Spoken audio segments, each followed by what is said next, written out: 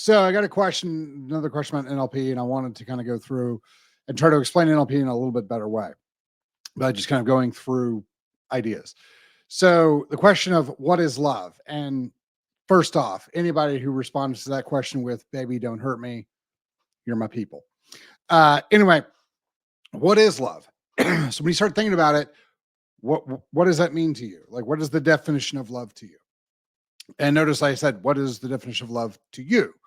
It can be all sorts of things. It could be, the feeling of commitment and love and respect and honor and all those things. And that's fantastic.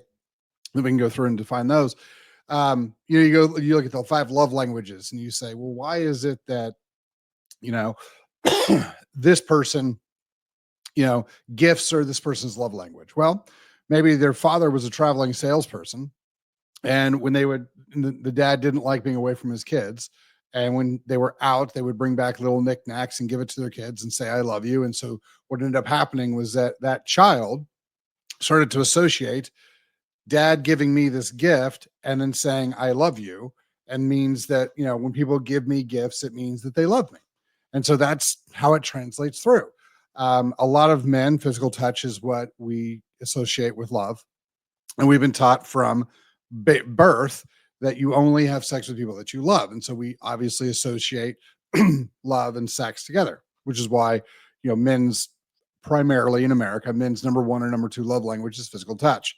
So things like that. So basically what NLP kind of teaches, and I think this is a great example of it, is that the words we use are basically just labels on boxes. And inside that box, we put our own definition of what that word means to us. And this is, one of those things that when you explain it that way, you go, oh, all right, that makes sense. This thing that I have this, I know what love feels like. I love my wife. I love my husband. I love my kids. I know what love feels like. Yeah. Can you describe it?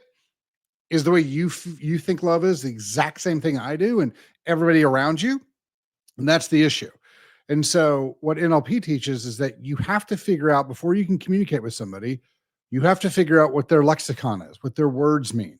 Those are like, what is the meaning? Like we both have this label love, LOVE. Yep. Label on the box. Great. We both have that. And we both have the same context around that, right? Like I love my wife. You love your husband. You love your kids. We all, say the things, but the meaning of what love is to each individual person is a little bit different. And that's important to recognize because as you're going through and you're working with somebody, you're talking to somebody and this person says, well, I love, my dogs love me because every time I come home, they're wagging their tails and they're super excited to see me. All right, great. Is that the same thing for your spouse? You just want your spouse to be happy to see you? Is that the entirety of what the depth of what love is to you? And so this is one of those things that when you go through NLP, you start asking these questions. And so like for someone who was, you talk to somebody and they go, well, everybody knows that. And you go, oh, okay. Who's everybody? How do you know everybody feels this way? What makes you think that everybody feels this way? And you have to actually go through and explain what it is you mean. And it's amazing because again, like I talk about, like, when you're looking for purpose and you're talking to kids, and you're talking to them about their purpose. And I tell you, just no one's ever asked them the questions. This is what I'm talking about. And so when somebody says, well, everybody knows I'm stupid. Who's everybody? How do you know everybody feels this way? And what ends up happening is that it's not everyone on the planet, because obviously this person doesn't know everybody on the planet. So you narrow it down to, is everybody at your school? Well, no. Ted thinks I'm a nice guy, and Susie. Okay. So now everybody ends up being 3 people. Okay. All right. Then you can start whittling it down. These 3 people, what makes you think this? And so you kind of go through it and you kind of pick it apart. But this is one of those things that, you can just ask your friends, ask your loved ones, what does love mean to you? Or just ask them, what is love? And again, those who say, baby, don't hurt me. Anyway, when you start understanding that, maybe your definition is very similar to theirs. It's 70% the same as theirs. And this is your spouse, right? This is the person that you live with, that you say, I love you back and forth to all the time. Do you know exactly the depth of the definition of the word that you guys keep using with the other person, or do they know yours? This is a very, very critical thing. So a lot of times what ends up happening is that we get to understand contextually what love is from the people that we are supposed to recognize love us, our parents. And so what ends up happening is that, and the thing you have to understand, I think everybody, all the adults more or less understand this, especially when you have kids. Your parents are people. They're messed up. Like they, no one gave them the instruction manual, first of all. And second of all, they had a lot of issues going on when they had birth, when they gave birth to you or when they started parenting you. So, that's a functional factor. But what ends up happening is that the example for love is shown to us by our parents. And so, as everyone's a little bit different and people have different vague things, uh, that's one of those things that we can start to kind of look at and figure out, oh, I get it. This is what love means to this person. And so they're showing it to me. So when you're talking to somebody about anything, it's, what is their worth? What is their purpose? What is these things, what does duty and honor mean? Somebody is, well, I felt offense to this thing. Why? Like, what was it that made you feel that way? And so you start going through it. What you find out is that a lot of times people have these very specific definitions of very important philosophical presupposition terms that are important, but their definition is different than somebody else's definition. And so when person A had a lack of what they needed to fulfill this checkbox, they then feel one of the negative emotions. They feel sad, they feel lonely, they feel angry, they feel, whatever it is. And so that's where this thing starts to happen. This is where a lot of communication starts breaking down. You see this in relationships all the time.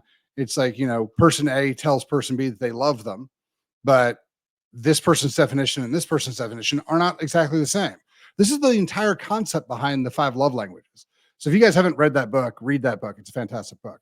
It's real short too. And basically the concept is this exact thing: is the words that we use, the labels we put on the boxes are all the same, but the information in the boxes, the definition, the things that make that word have meaning to that individual, the definitions of things in the boxes are different.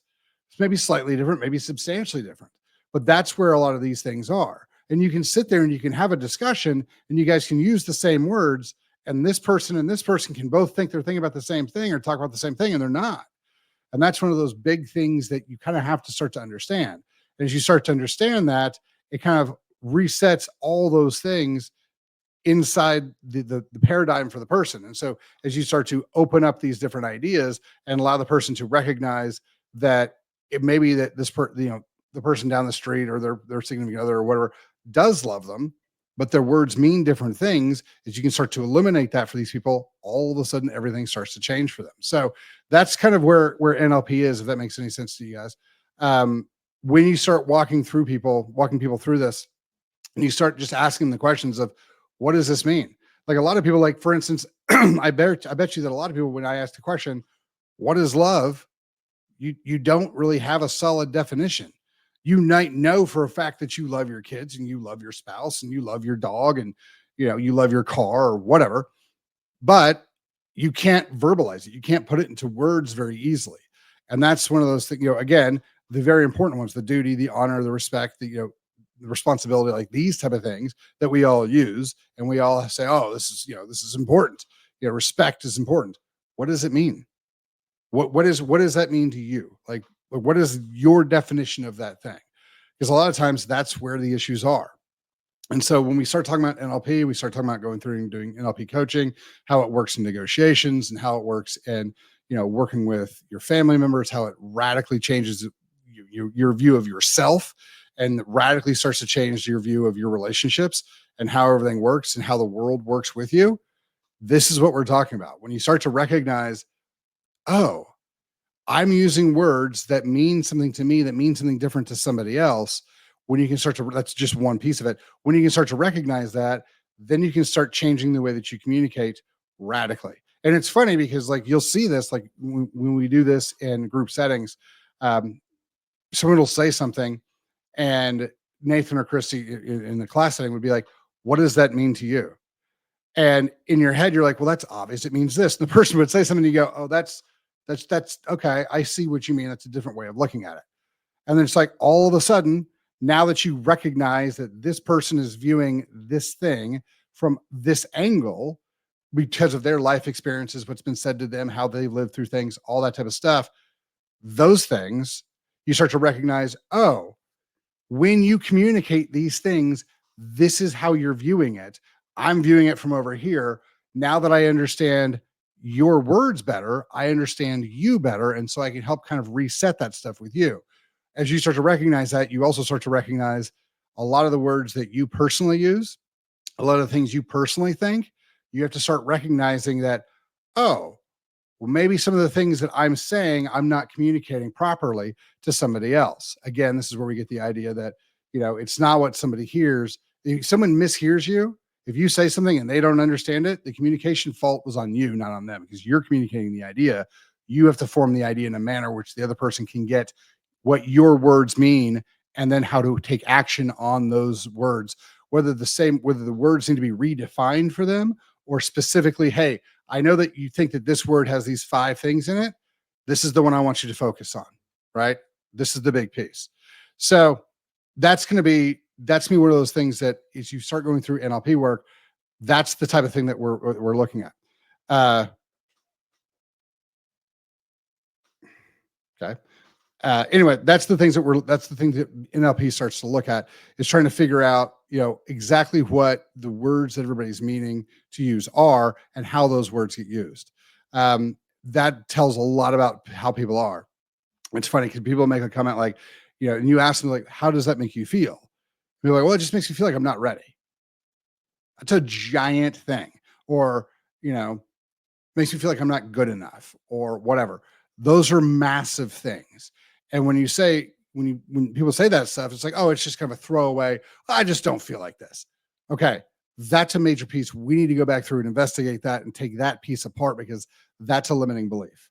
The whole like, I'm not good enough boils down to, and this takes time to explain, to I'm just not enough.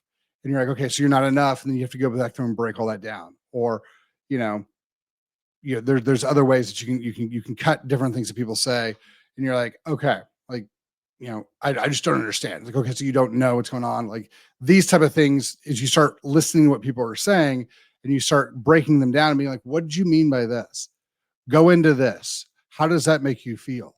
Like these type of things. What do you end up finding is that a lot of times people have this really specific piece of a word that they think and they believe, and they're not getting, like, for instance, love is again a great example.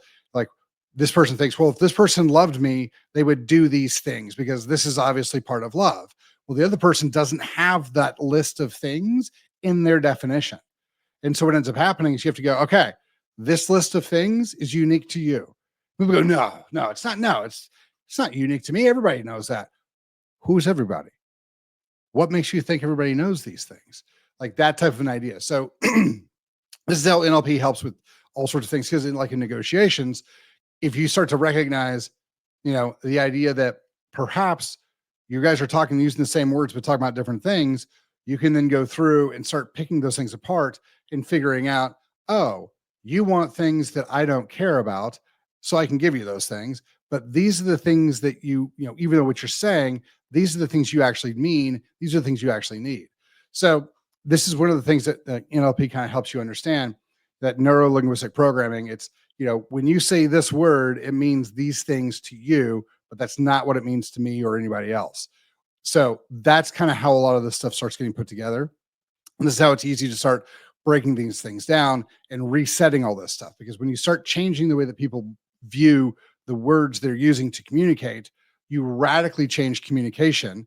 And if you can change communication, you change the outcomes that everybody's trying to achieve.